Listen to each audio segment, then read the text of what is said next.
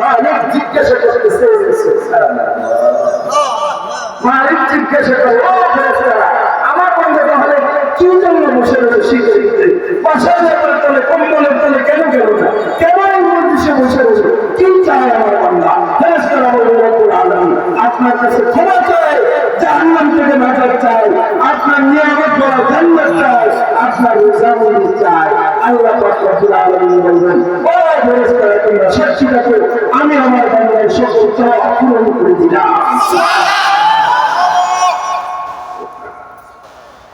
রব্বুল আলামিন ঘোষণা করেন, ওয়া মা খালাকাতুল জিন্না ওয়াল ইনসা ইল্লা লিয়া'বুদুন। ওয়া মা খালাকাতুল জিন্না ওয়াল ইনসা ইল্লা আল্লাহ পাক রব্বুল আলামিন ঘোষণা করেন, ও দুনিয়ার মানুষ শোনো, আমি জিন আর ইনসান সৃষ্টি করেছি, জিন আর ইনসান সৃষ্টি করেছি একমাত্র আমি রব্বুল আলামিনের ইবাদতের জন্য। অফিসের ইবাদতের হুকুম মানা হবে কার? চাকরির ভিতরে হুকুম মানা হবে একমাত্র কার? ব্যবসার ভিতরে হুকুম মানা হবে কার? হুকুম মানবে কার? সমাজের ভিতরে হুকুম মানবে কার? রাষ্ট্রের ভিতরে হুকুম মানবে কার? সব জায়গাতে হুকুম মানবে একমাত্র আল্লাহ। আল্লাহর হুকুম মানার পরে আপনি দুনিয়ার ওই ভাইয়ের কাজ করেন, যেই চাকরিটা করেন ওই চাকরিটাকে সময় দেবেন, ওই ব্যবসায় সময় দেবেন, ওই সমাজে সময় দিবেন, ওই রাষ্ট্রে সময় দিবেন। প্রথমে আপনাকে আল্লাহ তাআলার হুকুম মানতে হবে। যারা আল্লাহর হুকুমকে পিছনে রাখে, যারা আল্লাহ তাআলার পরবর্তী পিছনে রাখে, যারা ব্যবসাটাকে সামনে দাঁড়ায় দেয়, আল্লাহর হুকুমকে ছোট করে দেয়, যারা চাকরিটাকে আল্লাহর হুকুমের বাইরে রাখে, আল্লাহর হুকুমের চাইতে ছোট মনে করে, যারা নামাজ আল্লাহর হুকুম, নামাজকে ছোট মনে করিয়া চাকরিটাকে বড় মনে করে, যারা ব্যবসাটাকে বড় মনে করিয়া, তারা আল্লাহর হুকুমটাকে নামাজটাকে ছোট মনে করিয়া দেয়, ইবাদতকে ছোট মনে করিয়া দেয়।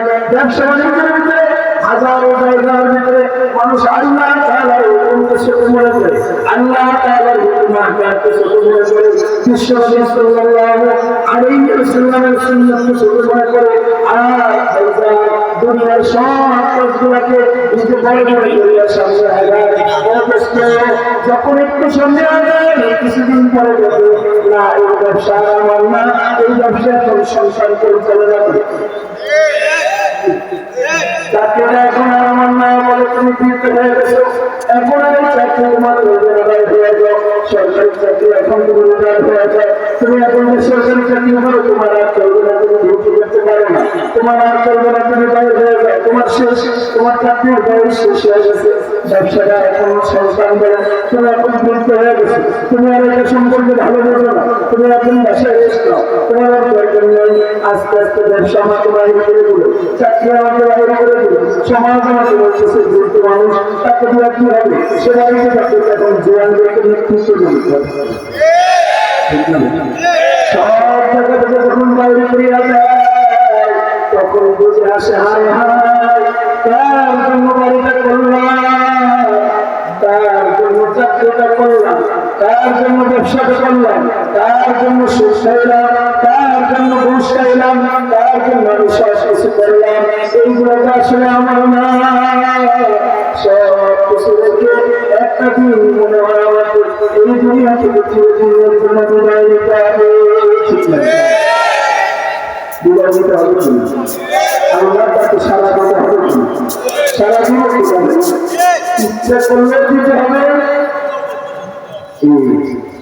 নাকি এমন কোন ওষুধ আছে যারা এমন পাওয়ারের কারণে, এমন এক পাওয়ার আমার আছে, ক্ষমতা আমার আছে, যা মন চায় তা করবো, যেটা মন চায় সেটা আইন করবো, যা মন চায় তাই হুকুম করবো, কথা মানবে না, কোরআনের বিষয়ের কথা আমি মানবো না, যেভাবে মনে চায় সেভাবে সমাজ চালাবো, রাষ্ট্র চালাবো, পরিবার চালাবো, ব্যবসাটাকে চালাবো, চাকরিটাকে চালাবো, সংসারাদি চালাবো। যদি আপনি আপনার মন মতো চালান,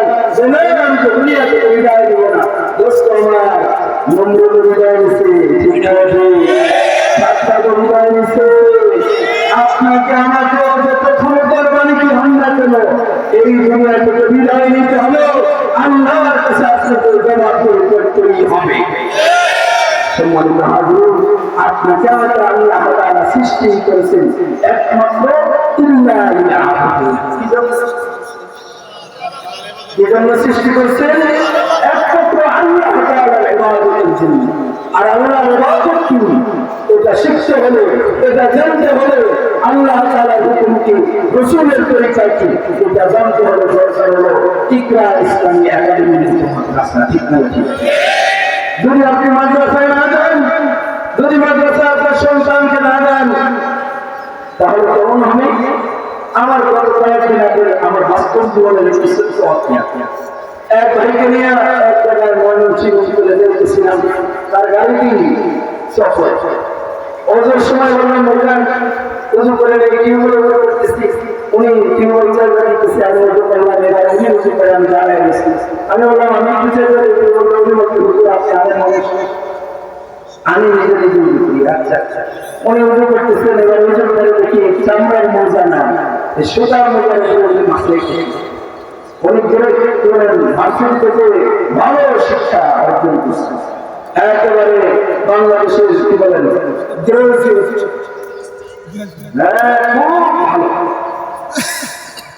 অনেক বড় চাকরি করেন। আমি বললাম আল্লাহ যখন মাসে করলেন, আমি বললাম ভাইজান আপনি সুতার মোজার উপরে মাসে করেন, তাই কেন? আমি তো নিজে দেখলাম মোজার উপরে মাসে করতে হয়, মোজার উপরে মাসে করতে হয়, মোজা পড়া থাকলে মোজার উপরে মাসে হয়। উনি যখন কোট করা ছিলেন শীতের সময়, কোটটা একেবারে উঠেছে, আরো উঠতে পারেন। এবার আমি বললাম ভাইজান কোন পর্যন্ত ধোয়া ওঠার সময় পড়ে, আপনি এই পর্যন্ত উঠালেন না? উনি অনেক সুন্দর করে আমাকে মাথা বুঝাইলেন যে ইসলাম তো হলো সহজ, মানুষের জন্য কঠিন কিছু না। ইসলাম হলো সহজ ধর্ম, মানুষের উপরে কষ্টদায়ক ধর্ম ইসলাম না। আমার এটা উঠেতে কষ্ট হয়, এটা কি ইসলামের বলে না? বাড়িতে এই শিক্ষা অর্জন করছেন, ভার্সিটিতে লেখাপড়া করে অযুতে এই পর্যন্ত দুইটা এটা ভালো। যদি আপনার পাঞ্জাবি খোলা লাগে, কোট আপনাকে এই পর্যন্ত উঠানো লাগে, আপনি এই পর্যন্ত উঠাবেন। যদি না হয় আপনি পানি না পান, বাঁচাই করবেন, কিন্তু পানি পাইলে আপনাকে ওই পর্যন্ত দ্রুত করতে হবে।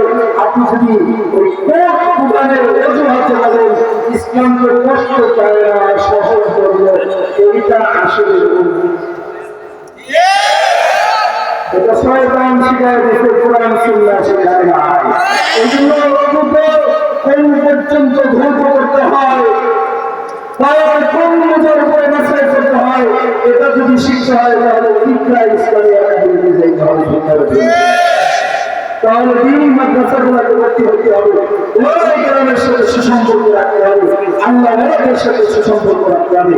তাহলে আমরা জানতে পারবো মাসালা কি, কিভাবে আমাকে মাসাইলগুলো আমার জীবনকে পরিচালনা করবে, আল্লাহ ইবাদত করবে, জীবন সুন্দরকে আমি কিভাবে মানব।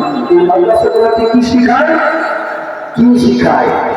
হ্যাঁ সুবহানাল্লাহ, কত সুন্দর করা, কত সুন্দর করা। ছোট বাচ্চাটা যখন মাদ্রাসায় যায় প্রথম নিয়মিকার জীবনের সময় আমি উঠতে আখেরা শেষ বিচারে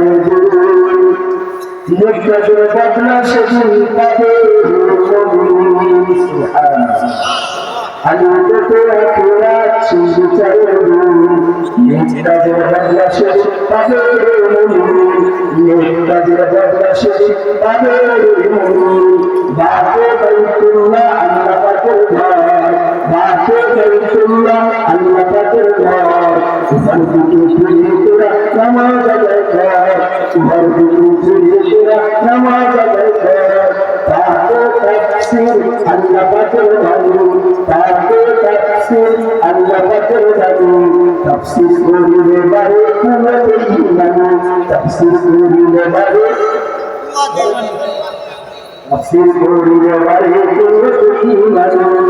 তাকে সাহাবা নিকাজর করে, তাকে সাহাবা নিকাজর করে, একটু করিলে সওয়াব 10 গুণ বাড়ে।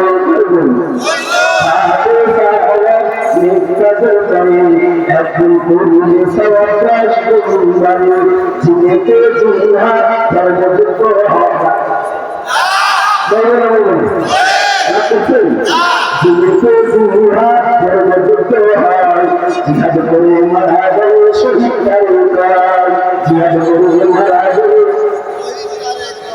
হাতে হালাল রেখে তোমরা দাঁড়াই করে হারামের পথে তোমরা সরে হতে খুলুল্লাহ আল্লাহ বুঝতে হয় হতে খুলুল্লাহ বলেন হতে খুলুল্লাহ আল্লাহ বুঝতে হয় আল্লাহ কুমুল করে খুলুল্লাহ সুবহানাল্লাহ। আমরা কোনটা পড়াই? কোরআন শিক্ষা কোরআন। আমরা কোনটা পড়াই? কোরআন। কোরআন আমাদের জীবন জ্ঞান, কোরআন আমাদের সব। এই কোরআন চিনিয়ে দিলে কি সে তোমার রবকে? জীবন খুলে বলেন আপনার আমার রবকে। আল্লাহকে মানো। বলেন জেনে রাখেন। যাওয়ার সময় ওই বাচ্চাদেরকে প্রস্তাবটা বলে দিন। সালাম। আমি আর নিচে নামানো। যাই সকল মাদ্রাসাতে শিক্ষা করি ঠাকুরের প্রত্যেক জীবনের শোনো আমরা জাতি মুসলমান মুসলিমেরা শ্রেষ্ঠ জাতি ধর্মরা সংগ্রাম করতে তাই তোমাদের শান্তি পাই। আসসালামু আলাইকুম।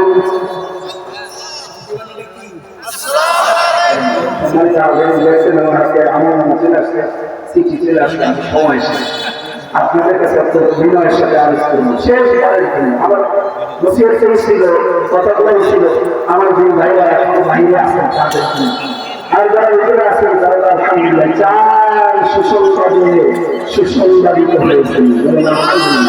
যারা বাইরে আছেন আপনাদের প্রথমে হাতে নিতে চাই মেহরবানি করে যিনি উদ্দেশ্যে আসেন আল্লাহ তাআলা তিনি আখিরাত কল্যাণ কামিয়াবি দান করবেন। আমার পবিত্র আসসালামু আলাইকুম ওয়া রাহমাতুল্লাহ।